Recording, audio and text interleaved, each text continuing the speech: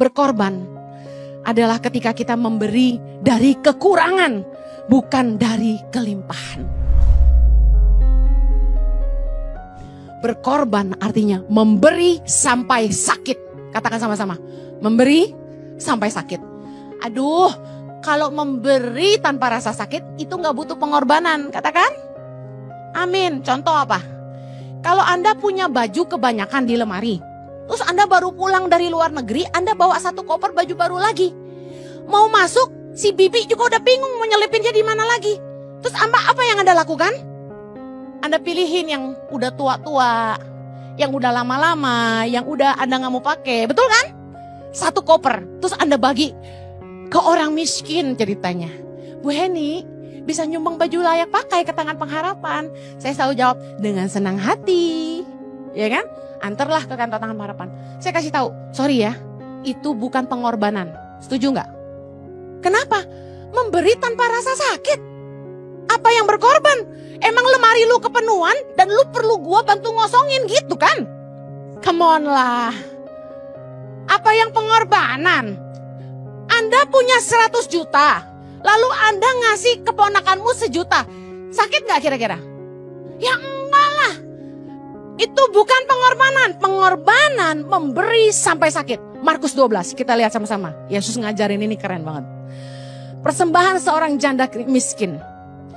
Ayat 41, pada suatu kali Yesus duduk menghadapi peti persembahan dan memperhatikan bagaimana orang banyak memasukkan uang ke dalam peti itu. Banyak orang kaya memberi jumlah yang besar. Saya bayangin ya kalau Yesus ada hari ini, dia nanti pulang berdiri di kotak persembahan di luar. Ada yang ngasih, ada yang enggak. Bagian persembahan, ngitung uang persembahan, ada yang nyelipin tisu bekas di dalam amplop persembahan. Saya mau kasih tahu, kalau nggak mau ngasih nggak usah ngasih. Jangan ngerjain orang, amen. Anda nggak bohongin saya, Anda bohongin Tuhan. Anda kasih itu bukan buat saya kok, Anda kasih buat Tuhan, amen. Ngapain masukin tisu kotor ke dalam amplop? Kan ngerjain, kasihan tuh yang ngitung uang persembahan. Yesus akan berdiri di kotak itu, mau lihat. Ayat 42, lalu datanglah seorang janda yang miskin. Dan ia memasukkan 2 peser, yaitu 1 duit. Ayat 43, maka dipanggilnya murid-muridnya dan berkata kepada mereka, aku berkata kepadamu, sesungguhnya janda ini memberi lebih banyak daripada semua orang yang memasukkan uang ke dalam peti persembahan. Lihat ayat 41, ada orang kaya memberi dalam jumlah yang besar. Tapi Yesus memuji janda yang miskin karena memasukkan 2 peser. Dikatakan, sesungguhnya janda ini memberi lebih banyak daripada semua orang. Secara jumlah gak masuk akal ya. Betul gak? Kok Yesus bilang yang ngasih lebih dikit itu memberi lebih banyak dari yang ngasih banyak? Inilah yang Tuhan cari. Tuhan lihat hati. Ayat 44. Sama-sama. Sebab mereka semua memberi dari kelimpahannya. Tetapi janda ini memberi dari kekurangannya, semua yang ada padanya, yaitu seluruh nafkahnya. Saya kasih tahu, Yesus lagi ngajarin kita. Berkorban adalah ketika kita memberi dari kekurangan, bukan dari kelimpahan. Sangatlah mudah berbagi ketika kita punya lebih.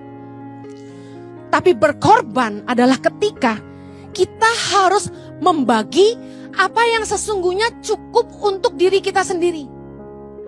Hanya cukup untuk diri kita sendiri dan itu kita bagi, itu berkorban.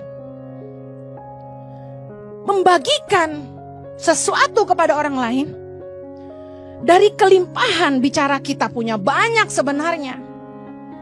Tapi kita memberi tanpa rasa sakit. Yesus bilang itu bukan pengorbanan. Pengorbanan adalah sebenarnya kita tuh hidupnya pas-pasan. Tapi Tuhan tuh gerakin kita buat nolong orang gitu. Sampai sakit gak? Yang ngalamin pasti ngerti. Uang di rekening tuh tinggal segitu-segitunya gitu loh. Tapi kenapa Tuhan tuh kayak ingetin, berkatin dia, berkatin dia. Ngasihnya tuh sampai nangis dalam hati gitu. Kadang-kadang ya, pengalaman hidup. Kadang kita juga kayak sama Tuhan tuh gini, Tuhan saya juga lagi butuh. Tapi Tuhan gerakin kita, kasih ke orang yang lebih butuh. Keluarga kita mungkin pas-pasan secara ekonomi, kita sederhana. Kita nggak punya banyak harta, jujur nggak punya banyak simpenan. Ya duit kita yang ada di rekening aja gitu. Tapi ada orang-orang yang masih bisa menyisihkan sedikit buat nyekolahin keponakannya. Bisa menyisihkan untuk kasih orang tuanya. Dia sendiri belum punya rumah, masih ngontrak. Tapi masih bisa ngasih buat keluarga yang membutuhkan. Wow, itu pengorbanan. Memberi sampai sakit. Udah pernah belum?